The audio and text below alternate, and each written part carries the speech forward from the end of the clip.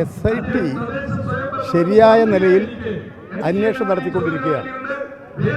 പ്രത്യേകിച്ച് ഒരു പരിഗണനയും ആർക്കും നൽകാതെ നീതിപൂർവമായ അന്വേഷണവും നടപടികളും സ്വീകരിക്കുന്നു.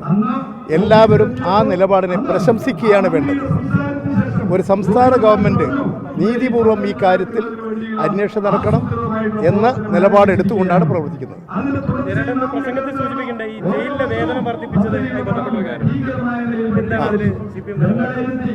ജയിലിൽ ഈ വേതനം വർദ്ധിപ്പിച്ചതിന് എന്തിനാ എതിർക്കുന്നത്? അത് പാവങ്ങളല്ലേ, പല സാഹചര്യങ്ങളാൽ കുറ്റവാളികളായിപ്പോയി. ആ കുറ്റവാളികളെ ശിക്ഷിച്ച് ജയിലിൽ കിടക്കുന്നു. അവർക്ക് വേതനം വർദ്ധിപ്പിച്ചു കൊടുത്തതിന് എന്തിനാ എതിർക്കുന്നത്?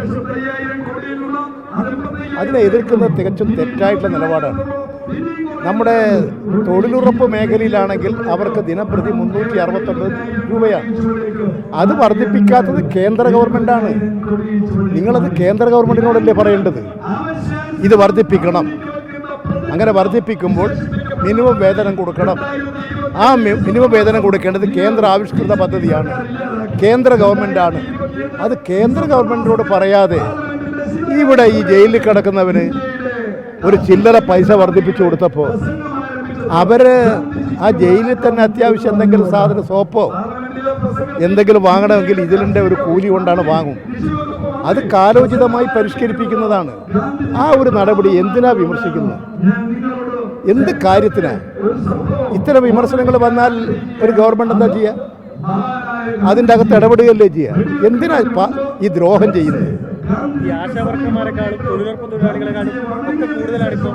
ഞാൻ പറയാം, നിങ്ങൾ പറയേണ്ടത് ഈ കുറഞ്ഞവർക്ക് വർദ്ധിപ്പിക്കാനല്ലേ പറയേണ്ടത്? ആശാ വർക്കർമാർ, അതുപോലെ തന്നെ തൊഴിലുറപ്പുകാർ, മറ്റ് വർക്കേഴ്സ്, അവർക്ക് പോരാ കൂലി, അതല്ലേ പറയേണ്ടത്. ഈ കൊടുക്കുന്ന ആനുകൂല്യങ്ങളെ എന്തിനാ എതിർക്കുന്നത്? അതാ ഞാൻ പറഞ്ഞത്, നിങ്ങൾ തൊഴിലുറപ്പാണെങ്കിൽ തൊഴിലുറപ്പ് പദ്ധതി ഇതിൻ്റെ മിനിമം വേജസ് നിശ്ചയിച്ചത് കേന്ദ്ര ഗവൺമെൻറ്റാണ്. അവരത് മാറ്റി മിനിമം വേജസ് കൊടുക്കണം. മുഴുവൻ ആളുകൾക്ക് മിനിമം വേജസ് കൊടുക്കണം. ആ നിലപാട് കേന്ദ്ര ഗവൺമെൻറ്റിൻ്റെ മേലെയല്ലേ സമ്മർദ്ദം ചെലുത്തേണ്ടത്?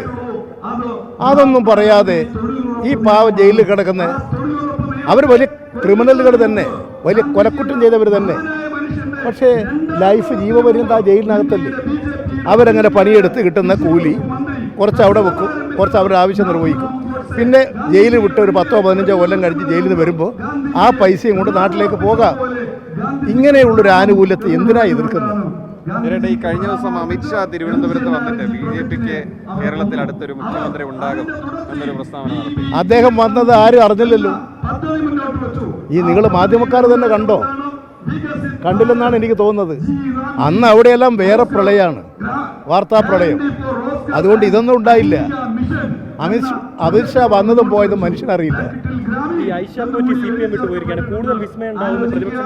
അതല്ല അവരോട് ചോദിക്കേണ്ട കാര്യം, കൊല്ലത്ത് ചോദിക്കേണ്ട കാര്യം. ബീഹാറിൽ നിന്ന് 6 MLA ആകെ ഉണ്ടായിരുന്ന കോൺഗ്രസ് MLA BJPയിലേക്ക് പോയിരിക്കുകയാണ്. അതെ, കോൺഗ്രസ് പരിശോധിക്കേണ്ട ഒരു കാര്യം അതാണ്. കോൺഗ്രസ് സ്വീകരിക്കുന്ന നിലപാട് അവരുടെ തകർച്ചയുണ്ടാക്കുകയാണ്. ഇതവർ ഇവിടെ മാത്രമല്ല, ഞാൻ നേരത്തെ തന്നെ പറഞ്ഞതാണ്, ഡൽഹിയിൽ BJP ഭരിക്കുന്നത് കോൺഗ്രസിനെ കൊണ്ടാണ്. ഇപ്പോൾ ബീഹാറിൽ അവരെല്ലാ സീറ്റും ചോദിച്ചു വാങ്ങി.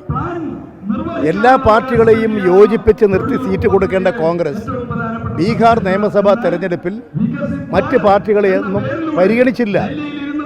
എല്ലാവരെയും അകറ്റി. കോൺഗ്രസ് പറഞ്ഞു ഞങ്ങൾ തിരിച്ചു വരികയാണ്. കോൺഗ്രസ് മത്സരിച്ചു, ദയനീയ പരാജയമല്ലേ. ആകെ കിട്ടിയത് 6 സീറ്റ്. ആ 6 സീറ്റിൽ MLA വിട്ടുപോകല്ലേ. അപ്പോൾ കോൺഗ്രസിൻ്റെ ഈ ദയനീയമായ തകർച്ച എന്തുകൊണ്ടാണ് എന്ന് പരിശോധിച്ച് കോൺഗ്രസ് പാർട്ടി തിരുത്തണം. കോൺഗ്രസിൻ്റെ നയമാണ് പ്രശ്നം. അവരിവിടെ കേരളത്തിൽ എന്താ അവർ ചെയ്യുന്നത്? BJPയും RSSനെയും പ്രോത്സാഹിപ്പിക്കുക, ഇടതുപക്ഷത്തെ എതിർക്കുക, ഇടതുപക്ഷത്തിൻ്റെ എല്ലാ നയങ്ങളെയും എതിർക്കുക.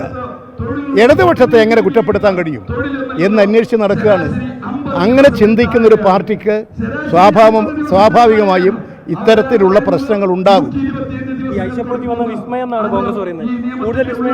അതൊന്നും എനിക്കറിഞ്ഞുകൂടാ. അവർ പറയുന്നതിന് മറുപടി പറയാനൊന്നും ഞാനില്ല. അത് അവരോട് തന്നെ ചോദിക്കണം. ലോകത്തെവിടെയായാലും ഏത് സമയത്തും 24 വാർത്തകളും ഓഗ്മെന്റഡ് റിയാലിറ്റി പാക്കേജുകളും എക്സ്പ്ലെയിനറുകളും വിശദമായി കാണാൻ ഞങ്ങളുടെ യൂട്യൂബ് ചാനൽ നിങ്ങൾക്ക് സബ്സ്ക്രൈബ് ചെയ്യാം.